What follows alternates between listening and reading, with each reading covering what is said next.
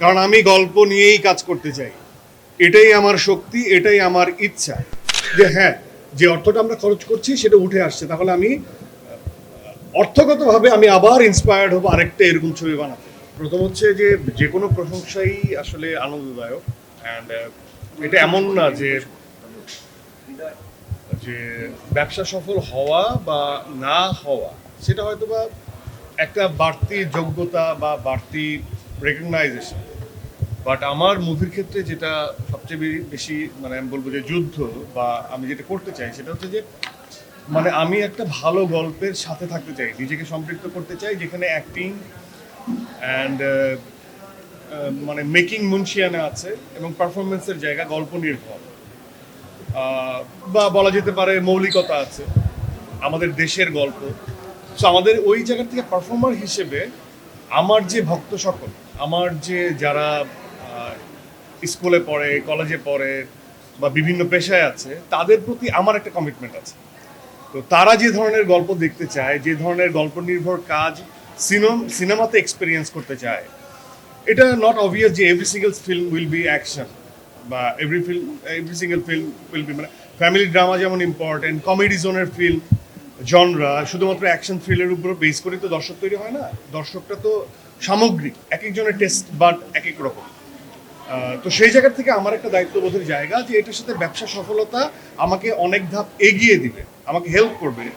But যদি ব্যবসা সফল নাও হয়, একজন অ্যাক্টর হিসেবে আমি আমার দায়িত্ববোধের জায়গা থেকে দায়িত্বটা পালন করে যাব।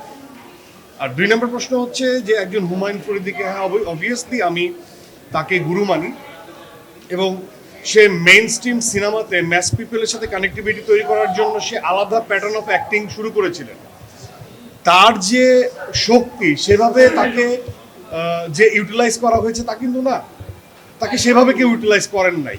কিন্তু উনি তখন একটা ফোন দিয়ে আটেন যে তাহলে মেইন স্ট্রিমে ভিলেনটা যেভাবে অ্যাক্টিভিটিস করবে আমি তাহলে সেভাবে করি, কারণ উনি সবই পারতেন, সবই জানতেন। তো আমার ওখানেও একটা যেমন ভালো লাগা আছে, সেরকম ওখানে একটা খারাপ লাগাও আছে, একটা আক্ষেপ আছে যে ওনার যে পটেনশিয়ালিটি সেইভাবে তাকে ইউটিলাইজ করা হয় নাই, সেই ধরনের গল্প তাদেরকে দেওয়া হয় নাই। হ্যাঁ, তো সেই জায়গা থেকে এটাও আমার একটা fight to compliment someone bigger, যে আমার গুরু বা আমি যাকে মানি, যে হ্যাঁ তোমার কাছে যেটা আসে নাই আমি নিজেকে ইউটিলাইজ করতে চাই সুন্দর সুন্দর গল্প দিয়ে। হ্যাঁ, তো এইখানেই হচ্ছে আমাদের টিমের সার্থকতা থাকবে যে আমি কিভাবে নিজেকে গোছাচ্ছি, কিভাবে রেডি করছি। আর এটা খুবই আর্লি এ ধরনের মন্তব্য করা বা বলা, কারণ সবে মাত্র এটা আমার দ্বিতীয় সিনেমা। সেখানে আমি ব্লেসড যে আমি একটা ভালো গল্পের সাথে নিজেকে সম্পৃক্ত করতে পারছি, সেখানে আমি ব্লেসড যে একটা ভালো প্রযোজনা প্রতিষ্ঠানের সাথে আমার সম্পৃক্ততা আরও সক্ষতা বাড়ছে, এবং একই সাথে পারফরমেন্স নিয়ে প্রশংসা হচ্ছে, মেকিং নিয়ে প্রশংসা হচ্ছে, এবং আমার যে কোলাবোরেশন যাদের সাথে, যেসব ডিরেক্টরদের সাথে আমি কাজ করছি সেগুলোও প্রশংসার দিকে যাচ্ছে। সো আমার কাছে মনে হয় যে আমি তো অনেক লাকি এবং আমি অনেক ব্লেসড, এবং একই অর্থে আমি আমার জায়গায় অনড়, কারণ আমি গল্প নিয়েই কাজ করতে চাই। এটাই আমার শক্তি, এটাই আমার ইচ্ছা। গল্প ছাড়া কোনো কথা হবে না, গল্প থাকবে, সাথে অ্যাকশন থাকবে, ড্রামা মানে থ্রিল থাকবে, সাসপেন্স থাকবে, সবই থাকবে, কিন্তু এটা আমার ইচ্ছা, এটা আমার একদমই নিজস্ব ইচ্ছা।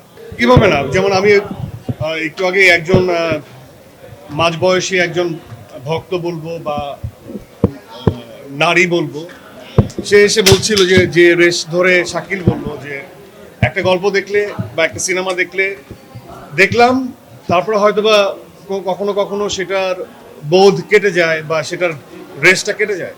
কিছু কিছু সিনেমা একবার দেখলে 6 মাস থেকে যায় বা 1 বছরও থেকে যায়, এটা তার ফাইন্ডিংস। তো এই যে ভাষ্যটা উনি দিলেন একদমই স্বইচ্ছায় নিজে এসে, তো এটা তো মন ছুঁয়ে যাওয়ার মতো যে আমরা যে কন্টেন্ট বা যে মানে যে গল্পের যে প্রাণকেন্দ্র, যেটা যে জায়গাটা আমরা টাচ করতে চাই গল্পের মাধ্যমে, ইটস সো ইউনিক। এই বিষয় নিয়ে এর আগে সিনেমাতে কেউ কথা বলেনি। তো সেটা যে তাকে টাচড, মানে সে যে ওইটাকে তার মন ছুঁয়ে গেছে, তাকে যে ভাবিয়েছে, সো এটাই আমার কাছে মনে হয় যে সার্থকতা। আমি এর আগেও বলেছি, এটা নিয়ে দীর্ঘ বলেছি যে যখন জুটি প্রথা হয় বা জুটি আসে, এটা যদি অডিয়েন্স জুটি হিসেবে কাউন্ট করে তাহলে উই আর ব্লেসড, কারণ যুগে যুগে মানুষের সময় লেগে যায় জুটি ক্রিয়েট করতে। আর যদি ইন্ডিভিজুয়ালিজম নিয়ে কাজ করে যে না একজন আফরান নিশো একজন পারফর্মার, সে ভালো করেছে, চেষ্টা করেছে, একজন তমা মির্জা একজন ইন্ডিভিজুয়াল পারফর্মার, সে তার জায়গা থেকে চরিত্রটা ডেলিভার করার জন্য চেষ্টা করেছে, সেটাও খুব পজিটিভ। আর যদি আমি সর্বোপরি বলবো যে এই যে দাগি, এর যে ইন্ডিভিজুয়ালিজম, এটা যে আলাদা একটা গল্প, গল্প আকারে যে আমরা সবাই নিজেদেরকে দর্শকের সামনে হাজির করতে পেরেছি, আমার কাছে তো একজন সমালোচক বা এর বাইরেও তো আমি আলোচনা করি, সমালোচনা করি, আমি তো একজন দর্শক।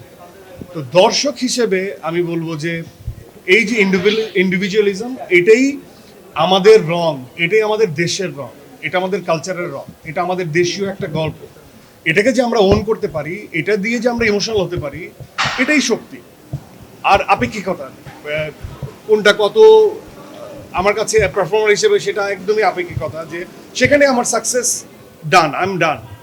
এরপরে ব্যবসা সফল, সেটা একজন শাহরিয়ার শাকিল, একজন শিহাব শাহিন এবং সামগ্রিকভাবে টিমের সাকসেস, যে হ্যাঁ যে অর্থটা আমরা খরচ করছি সেটা উঠে আসছে, তাহলে আমি অর্থগতভাবে আমি আবার ইন্সপায়ার্ড হবো আরেকটা এরকম ছবি বানাতে। যদি এটা যদি ভালো হয়, অনেক সময় অনেক ভালো ছবি চলে না, তখন কি হয়, অ্যাক্টরদের কোনো ক্ষতি হয় না বা ডিরেক্টরিয়াল জায়গা থেকে কোনো ক্ষতি হয় না, ক্ষতি হয় এই জায়গার থেকে ওই ধরনের গল্প নির্ভর কাজ হয়তো বা সোসাইটি আর এক্সপিরিয়েন্স করবে না, কারণ একজন আর্থিকভাবে যখন লসে পড়ে। কিন্তু ওই জায়গা থেকে আমি বলবো যে এটা আমরা এত বেশি ব্লেস যে একটা সুন্দর গল্পের কাজ এবং দর্শক, নিউ দর্শক যারা এতদিন হলে আসেননি, তারা এক্সপিরিয়েন্স করছে। তো আমি তো এটা তো সোনায় সোহাগা।